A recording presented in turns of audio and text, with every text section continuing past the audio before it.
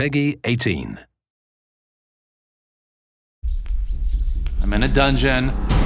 I can't see very well. Let's keep moving. Things are jumping out, big spells, fighting evil creatures, killing people. Things are appearing and doing headshots. Things are rising from the dead, and you are into it. Hunted's a fast-paced game with a lot of depth. We work for the Lord Mayor of Dyfed. We talk about telling a dark story, but we wanted to make sure that our player was going to experience really diverse environments. Terror's down there in the dark. It was just kind of, me and Rob, our art director, getting together and kind of talking about what would it look like, what would the technology be like, and that's kind of the way that the game evolved. When we first started working on the project, it was important to come up with a style that wasn't as clean as classic high fantasy games can be. We know the place. I just felt like a true Middle Ages-like era would be dirty, things would be worn, untended, and so things are crumbling and falling apart. We try to tell the story with the environment.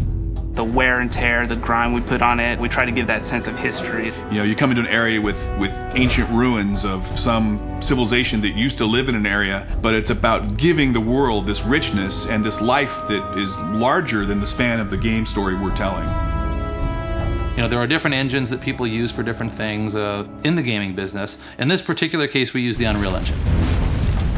Our focus going into this project was actually try to do what Unreal does best. Third-person shooter games and games that involve cover. And if you are moving forward into landscapes and environments, the Unreal Engine does it perfect. So what that did was allow us to spend 100% of our efforts on game design and graphic fidelity. Throughout the game, whether you're underground or above ground, you'll come around a corner and get these just amazing views.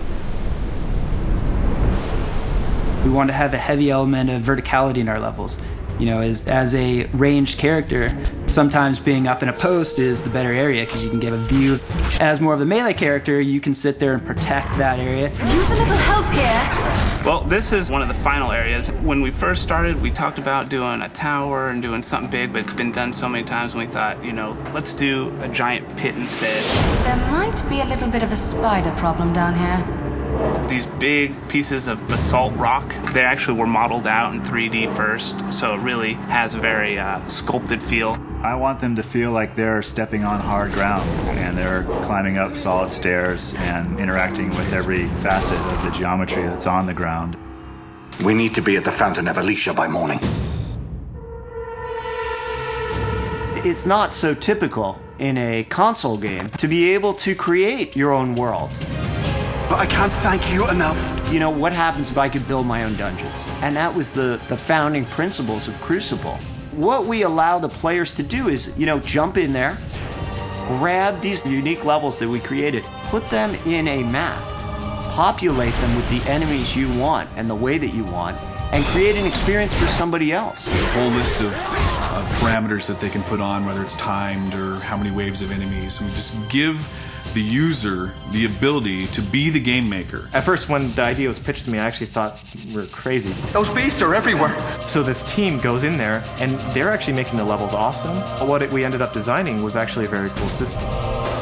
When users fire it up for the first time, they're not going to be intimidated, and it's very straightforward to use. The spark for Hunted comes from a lifetime of making and playing fantasy games. We have this tremendous love for the richness to the world.